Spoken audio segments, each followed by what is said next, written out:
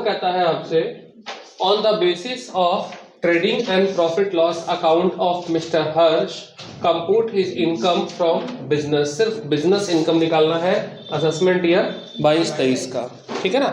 सिर्फ आपसे कहता है कि बिजनेस इनकम निकालिए असेसमेंट ईयर 22-23 का, और ये trading and profit loss account बना करके दिया हुआ है।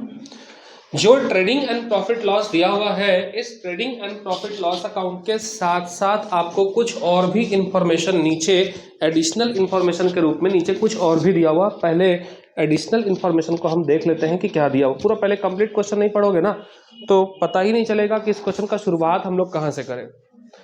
देखिए, जैसे सबसे पहले हम क्रेडिट साइड में आते हैं।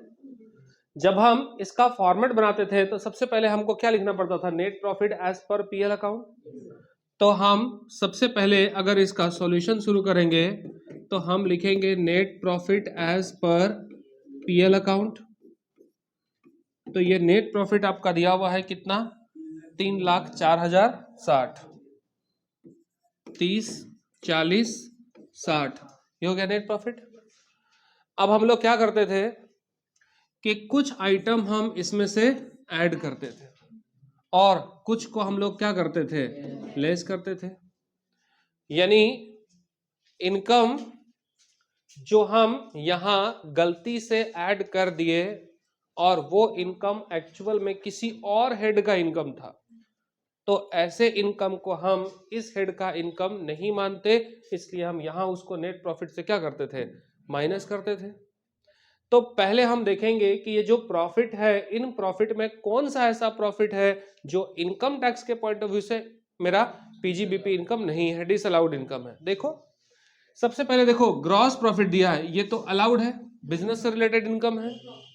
इसके बाद देखो लिखा हुआ rent of property. Rent of property ये हाउस प्रॉपर्टी चैप्टर के अंदर टैक्सेबल होता था, है ना। Under the head of house property income में ये टैक्सेबल होता था। इसका मतलब कि 48,000 रुपीज मेरे लिए इनकम तो है लेकिन बिजनेस का नहीं है, किसी दूसरे हेड का इनकम है, मतलब डिसअलाउड इनकम हो गया।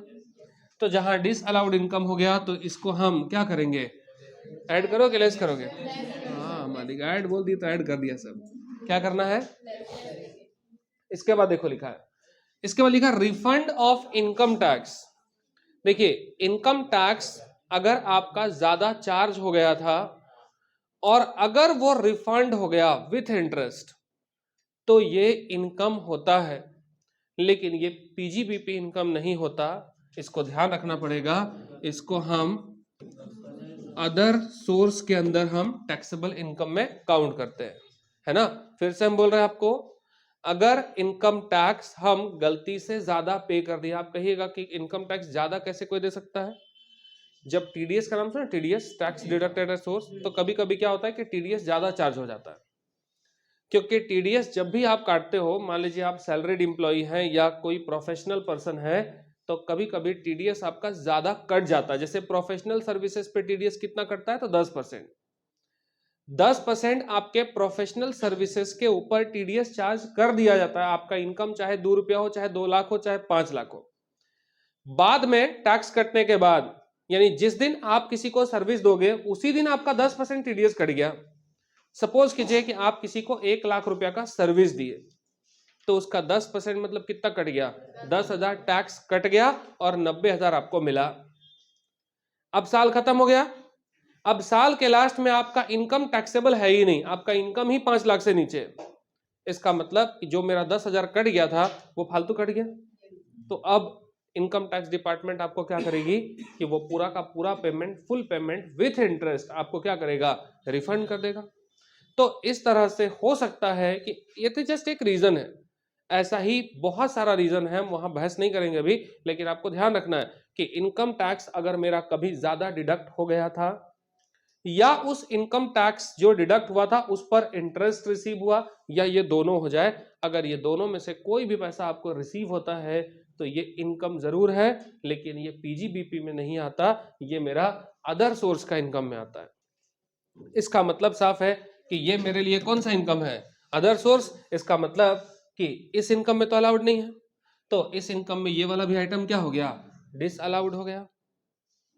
इसके बाद देखो, बैड डेट्स रिकवर्ड या रिकवरी, हम लोग पढ़े थे, आपको हम अगर उधार माल बेचेंगे, गुड्स हम सेल किए, क्रेडिट तो आपके लिए डेटर, तो गुड्स सेल करना, सेल अलाउड है कि नहीं है? गुड्स, हम मेरा बिजनेस है, बिजनेस का काम ही क्या होता है? गुड्स और सर्विस सेल करना। तो गुड्स अगर हम बेच दिए तो डेटर हो गए, उधार आप बेचोगे तो अलाउड कि नॉट अलाउड? डेटर अलाउड होगा कि नॉट अलाउड होगा? अलाउड होगा। अब आप में से कुछ लोगों से पैसा हमको मिला नहीं तो उसको हम बोलते थे बैड डेट्स। तो बैड डेट्स भी बिजनेस का क्या है? पार्ट है, बिजनेस का पार्ट है, अलाउड है, क्योंकि हम उधार माल बेचेंगे, बिजनेस का पार्ट है। बेचोगे उधार तो डूबेगा, बिजनेस का पार्ट है।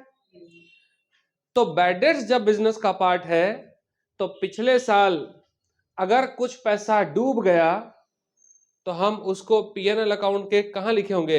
डेबिट साइड में लिखे होंगे। तो बैड डेट्स लिखने से पिछले साल का बात कर रहे हैं, अभी का बात नहीं बोल रहे, पिछले साल अगर हम यहां लिखे होंगे बैड डेट्स, तो बैड डेट्स लिखने की वजह से ये मेरी प्रॉफिट को क्या कर दिया होगा? कम कर दिया होगा। और प्रॉफिट अगर कम किया तो टैक्स का भी पेमेंट हम क्या किए होंगे? कम किए होंगे। और अब वही बैड डेट्स जो पिछली बार डूब चुका था, जिसका टैक्स हमने पे नहीं किया, अब पता चला कि वही बैड डेट्स क्या हो गया? रिकवर हो गया। तो पिछली बार जब वो एक्सपेंसेस अलाउड था और वही पैसा जब अब हमको मिल गया तो उस पर टैक्स देना होगा नहीं देना होगा? तो वही बैड डेट्स अब जब मेरा रिकवर हो गया तो अब उस पर टैक्स देना पड़ेगा। इसलिए अभी फिलहाल जब तक हम एडिशनल नहीं पढ़ लेते, अभी फिलहाल ये मेरे लिए क्या है? अलाउड है, ये अलाउड इनकम है, इसलिए हमको इसको इग्नोर करना है अभी फिलहाल, जब तक हम एडिशनल नहीं पढ़ लेते तब तक। यानी बैड डेट्स रिकवर्ड में किसी भी तरह का कोई एडजस्टमेंट अगर नहीं दिया हुआ है तो बैड डेट्स रिकवर्ड हमेशा हमारे लिए इनकम है, और ये मेरे पीजीबीपी का इनकम है, क्योंकि debtor normal course of activity है बिजनेस का। उधार बेचोगे तो पैसा डूबेगा, तो बैड डेट्स भी तुम्हारे लिए नॉर्मल एक्सपेंसेस है, अलाउड है। और बैड डेट्स हो गया था और अगर वो मिल जाए तब भी वो मेरे लिए क्या है? नॉर्मल एक्टिविटी है, नॉर्मल बिजनेस का इनकम है, तब भी वो रिकॉर्ड करेंगे। लेकिन अगर इसके साथ कोई एडजस्टमेंट, कुछ कहानी नहीं बनाया गया तो तब तो पूरा ही रिकॉर्ड कर लेंगे। इसका मतलब फिलहाल कि नेट प्रॉफिट 30, 40, 60 में हम सिर्फ माइनस किसको करेंगे? एक ये 3000 और ये 48,000, दो को माइनस कर दिए। अब हम आएंगे एक्सपेंसेस के ऊपर कि इनमें से एक्सपेंसेस कौन सा डिसअलाउड है।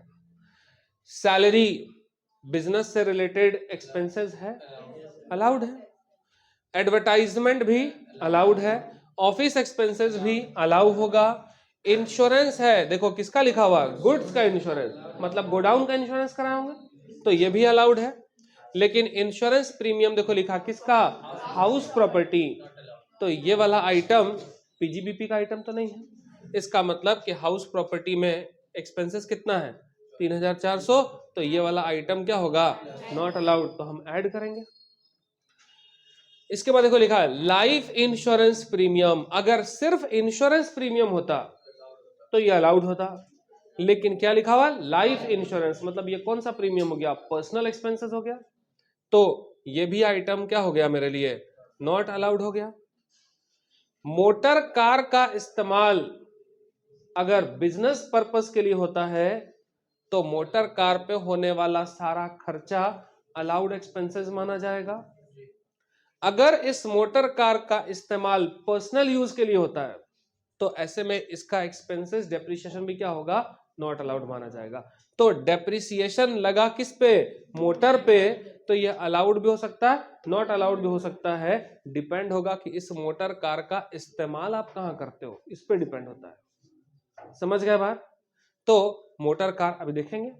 अगर क्वेश्चन में इस मोटर कार के बारे में कुछ भी नहीं कहा गया कि ये पर्सनल यूज होता है कि बिजनेस पर्पस के लिए यूज होता है, तो इसको अपनी मर्जी से हम पर्सनल नहीं ट्रीट करेंगे, इसको क्या मानोगे? बिजनेस पर्पस मानोगे, तब जाकर के ये क्या हो जाएगा? अलाउड। यानी इसके बारे में अगर एडिशनल में कुछ नहीं दिया तो ये ऑटोमेटिक अलाउड हो जाएगा। इसके बाद देखो टैक्स में प्रोविजन किए, प्रोविजन अलाउड कि नॉट अलाउड? कल पढ़े थे हम लोग, प्रोविजन होगा, रिजर्व होगा। प्रोविजन, रिजर्व, फंड कब क्रिएट करते हो? प्रॉफिट निकलने के बाद क्रिएट करते हैं। यहां तुमको कब क्रिएट कर रहा है, पहले ही कर दिया, इसको माइनस करने के बाद ना प्रॉफिट निकल रहा है, इसका मतलब हम टैक्स बचा लेंगे फिर तब तो रिजर्व हो, प्रोविजन हो, फंड हो, कब होता है, नेट प्रॉफिट निकल गया, टैक्स पे कर दिए, उसके बाद तुम करो ना, कौन मना किया तुमको। लेकिन यहां हम कब कर दे रहे हैं, पहले ही कर दे रहे हैं, इसका मतलब है कि पहले नहीं हो सकता, इसलिए हम इसको नॉट अलाउड मानेंगे। तो टैक्स का प्रोविजन 1000, ये भी क्या करोगे, ऐड करोगे। एंटरटेनमेंट एक्सपेंसेस अलाउड है। इसके बाद देखो क्या लिखा हुआ है, cost of patent. Cost of patent मतलब समझते हो, असेट्स हम परचेज कर लिए, असेट्स खरीद रहे। क्या असेट खरीदे तो वो खर्च है, बोला बिल्डिंग खरीद लिए तो खर्चा हो गया बिल्डिंग। तो असेट्स परचेज करना एक्सपेंसेस कब से होने लगा, बिल्डिंग खरीदे, मशीन खरीदे तो वो एक्सपेंसेस तो नहीं होता। इस पेटेंट के ऊपर जो डेप्रिसिएशन चार्ज होगा, वो डेप्रिसिएशन हमारे लिए क्या है, अलाउड एक्सपेंसेस है।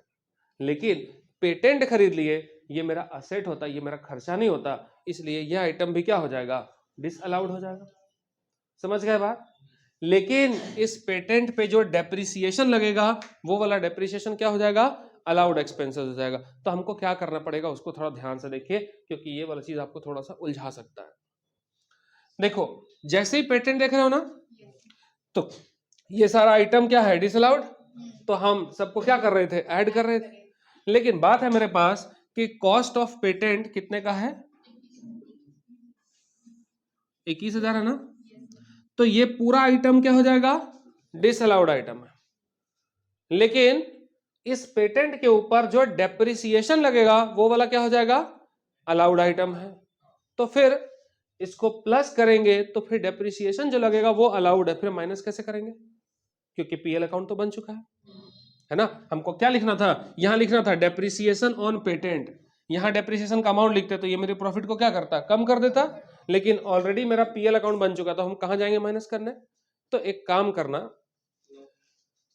Depreciation on patent, depreciation eight the rate 25% per annum, है ना, चार्ज होगा किस पर, पेटेंट के ऊपर। इस बात को ख्याल रखना है। क्या कीजिएगा, 21,000 है ना, 21,000 का 25% निकाल लेना, 5,250 आएगा। यानी इसमें क्या करना, सुनो, 21,000 में ये पूरा का पूरा आइटम डिसअलाउड था ना, तो 21,000 में 5,250 रुपया, ये वाला क्या था, डेप्रिसिएशन ऑन पेटेंट, ये अलाउड था कि नहीं था।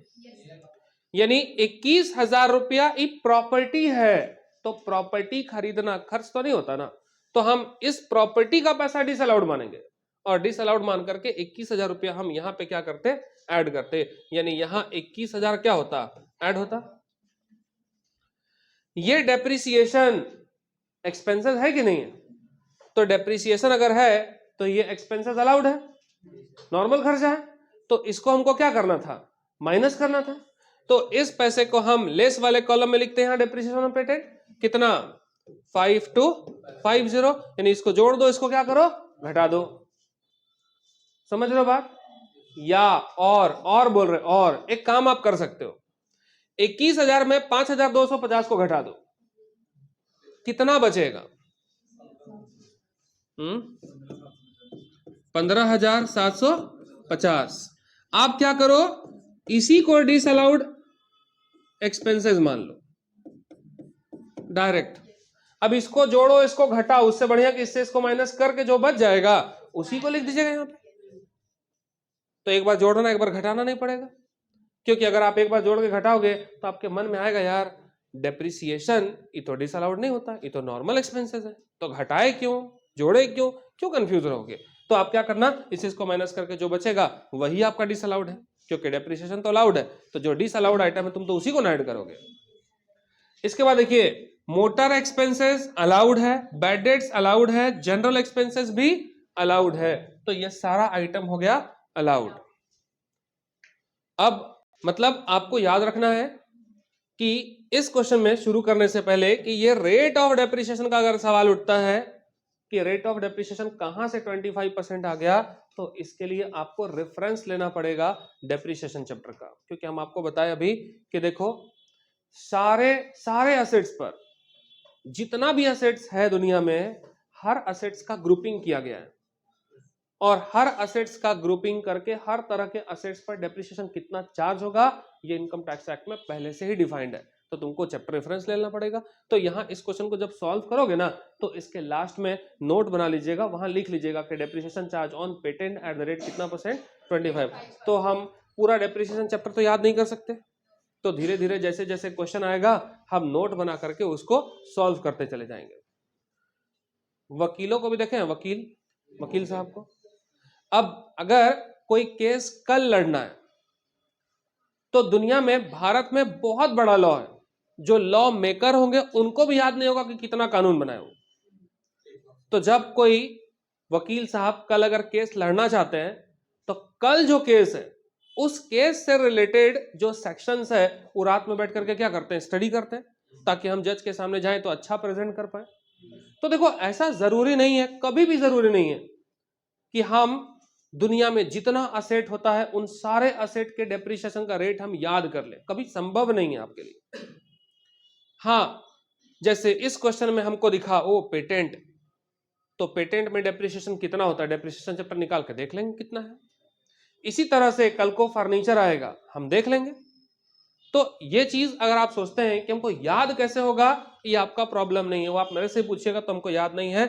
इवन हम उम्मीद करते हैं कि दुनिया में जितना टीचर पढ़ा रहा हो कितना किसी को याद नहीं हो, कभी पॉसिबल ही नहीं है, जो चीज तो नहीं है। अब देखो आगे बढ़ते हैं हम लोग। अब जो आइटम, जो इनकम या एक्सपेंसेस अभी आप अलाउड डिसअलाउड कर रहे थे, हो सकता है कि उसमें से कुछ आइटम अभी और आपको प्लस माइनस करना पड़ जाए, वो उसमें से कुछ आइटम अभी और प्लस माइनस करना पड़ सकता है, क्योंकि अभी तक हम क्या पढ़े थे कि एडजस्टमेंट अभी तक हम ऐड लेस नहीं किए। जैसे देखिए अभी हम लोग यहां पे गए थे ना, देखिए अभी हमको क्या बोले थे कि बैड डेट्स रिकवर्ड, हम क्या बोले, ये पूरा का पूरा आइटम क्या होता है, अलाउड है, क्योंकि कल पैसा डूबा था तो उसका हम टैक्स नहीं भरे, और डूबा हुआ पैसा अगर आज मिल गया है तो मेरा इनकम है भाई, टैक्स तो पे करना पड़ेगा, तो ये पूरा का पूरा ऐड कर गया। लेकिन हम क्या बोले थे कि जब तक कोई एडिशनल इंफॉर्मेशन ना कह दे मेरे से कुछ, तब तक, तो पहले हमको एडिशनल पे भी ध्यान देना होगा। फर्स्ट इंफॉर्मेशन दिया है एडवर्टाइजमेंट के ऊपर। देखिए तो एडवर्टाइजमेंट के ऊपर हम कितना पैसा खर्च किए, कुछ लिखा है ना, एडवर्टाइजमेंट के ऊपर आप पैसा खर्च कर रहे हो, एडवर्टाइजमेंट के ऊपर आप पैसा खर्च कर रहे हैं 45,500 रुपया। अलाउड था कि नॉट अलाउड था? तो ये बिजनेस से रिलेटेड एक्सपेंसेस था और आप इसको अलाउ किए, तो सारा पैसा माइनस हुआ होगा, तो जो नेट प्रॉफिट आया होगा आप इसी पे टैक्स पे कर रहे होंगे। बोला ये जो एडवर्टाइजमेंट है इसको रिलेट कर दिया एडिशनल का 1 से। बोला 45,500 रुपया आप कहां खर्च किए हो, फिलहाल तो हम अलाउ मान के उसको छोड़ दिए, लेकिन लास्ट में इससे रिलेटेड कुछ हिंट दे दिया। मान लीजिए कि एडवर्टाइजमेंट 45,500 खर्च किए, इस 45,500 में कुछ आइटम अगर ऐसा है जो आपको लगता है कि बिजनेस से रिलेटेड एडवर्टाइजमेंट नहीं है, किसी और का एडवर्टाइजमेंट है, तो हमको उसको क्या करना होगा, डिसअलाउड मान के फिर उसको ऐड करना पड़ेगा। और अगर इस 45,000 में जितना भी आइटम है अगर वो सब अलाउड है तो हमको छोड़ देना है। फिर क्वेश्चन हमको क्या दिया, सिर्फ हमको उलझाने के लिए दिया हुआ क्वेश्चन, यानी अगर डिसअलाउड आइटम इसमें से कुछ है तो ऐड करेंगे, और अगर सारा पढ़ के लगा अलाउड ही है तो तुमको लगा बेकार है ना दिया था, तो तुमको उलझाने के लिए दिया था। पढ़ो मैं क्वेश्चन क्या बोला, देखिए एडवर्टाइजमेंट इंक्लूड नंबर 1, बोला goods presented to customers 30 article at the rate ₹800 each. हम अपने कस्टमर को 30 आर्टिकल का मतलब यूनिट समझ सकते हो, 30 यूनिट जो भी गुड्स हम प्रोड्यूस करते थे वो हम क्या किए, अपने कस्टमर में बांट दिए, और एक यूनिट का कीमत कितना था, मतलब तुम उसको क्या बोल सकते हो, सैंपल बोल सकते हो एक तरह से। यानी किसी दुकान में हम माल लेके गए अपना बेचने के लिए, अगर तुम उसी दुकानदार को सैंपल नहीं दोगे, सेलर ही सेटिस्फाइड नहीं, तो तुम्हारा गुड्स क्यों बेचेगा वो। तो बोला कि इस पूरे साल में 30 यूनिट 30 आर्टिकल जो 800 रुपया का कीमत था, 800 रुपये ईच था, वो हम अपने कस्टमर को दे दिए, मतलब एज अ सैंपल बोल सकते हो। तो सैंपल के तौर पर गुड्स को बांटना, क्या ये एडवर्टाइजमेंट का है सोर्स की नहीं है? अलाउड है बिजनेस के लिए कि नहीं होगा? तो छोड़ दो, कोई मतलब नहीं है। फिर बोल रहा है टीवी है ना, price to customers 2 TV at ₹4,000 per set. Price में बांट दिए टीवी सेट, कितना? 4,500 पर सेट करके टीवी बांट दिए प्राइस के तौर पर। किसको दिए होंगे प्राइस के तौर पर? कस्टमर्स को दिए, कस्टमर को दिए। बोलिए कस्टमर को टीवी कोई क्यों देगा? आप कभी कोल्ड ड्रिंक्स पीते होंगे, उसमें स्क्रैच कूपन आया, सोना जीते, टीवी जीते, मोबाइल जीते, आता है कि नहीं आता है? तो ये कंपनी के लिए क्या है? अलाउड है कि नॉट अलाउड एक्सपेंसेस है? क्यों ऐसा करता कंपनी? ताकि सेल बढ़े उसका। तो इसका मतलब है कि सेल को इंक्रीज करने के लिए एडवर्टाइजमेंट से रिलेटेड खर्च है, अलाउड है। छोड़ दो, आगे बढ़ो।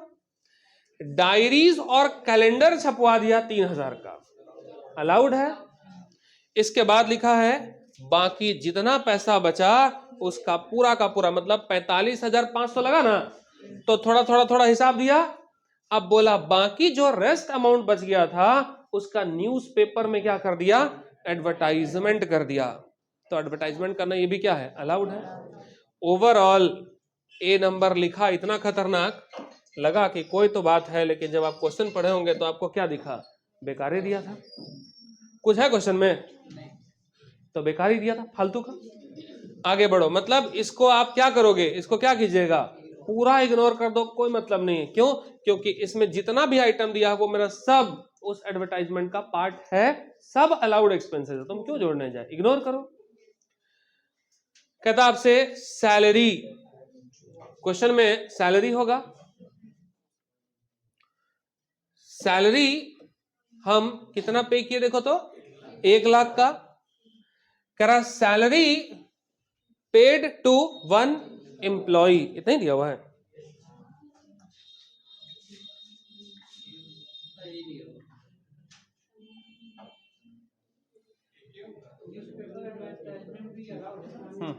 बोला सैलरी पेड टू 1 एम्प्लॉय, कितना रुपया का सैलरी दिया?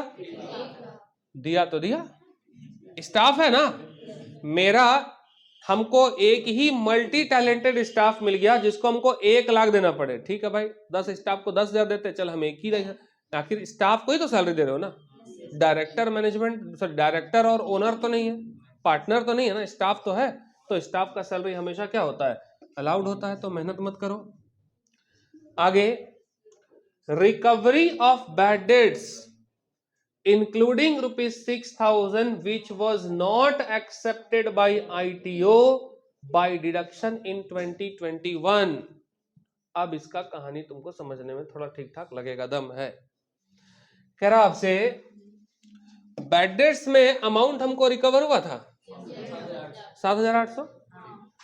कह रहा इस 7,800 का इनकम अगर था तो हम ऐड कर दिए बैड डेट्स रिकवर।